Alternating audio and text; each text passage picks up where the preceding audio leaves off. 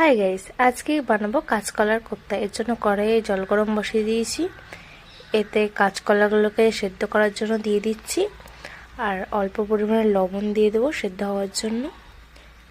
ঢাকা দিয়ে 10 মিনিটের মতো ফুটিয়ে নিয়ে হয়ে গেছে আমার সেদ্ধ করা। এটাকে মাখিয়ে নিতে হবে ঠিকঠাকভাবে।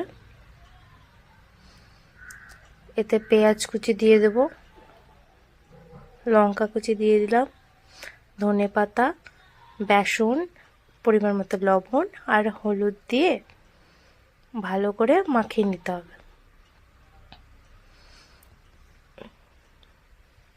এবার এগুলোকে গোল গোল করে বলের মতো করে নেব। কড়াইয়ে তেল বসিয়ে দিয়েছি।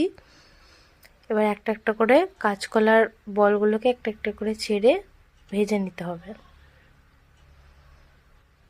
সবগুলোকে দিয়ে ভেজে নিতে হবে।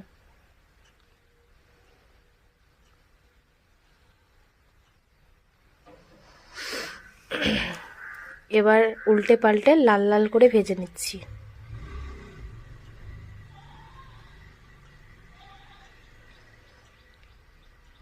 আমার ভাজা হয়ে গেছে।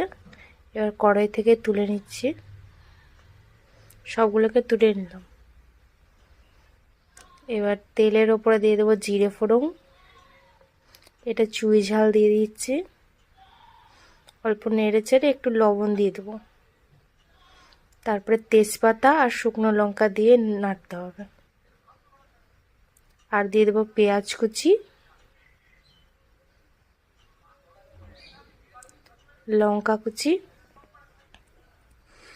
একটু লাল লাল হয়ে গেলে আদা আর লঙ্কার পেস্ট দিয়ে দিলাম।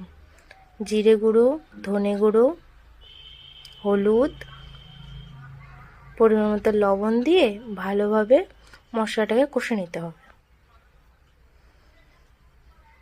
মশলা কষে আসলে একটু চিনি দিয়ে দিলাম। এবার পরিমাণ মতো জল দিয়ে ঢাকা দিয়ে 10 মিনিটের জন্য ফুটিয়ে নিতে হবে। 10 মিনিট পর ফুটতে লেগেছে।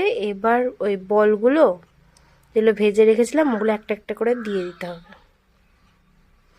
আবার কিছুক্ষণের জন্য ঢাকা দিয়ে তারপরে হয়ে আসলে গরম মশলা দিয়ে দিতে হবে। আর এতে বাদাম দিয়ে দিলাম আর ধনেপাতা দিয়ে দিলাম। নেড়ে চেড়ে এবার আমার কমপ্লিট কাঁচকলার কোপ্তা।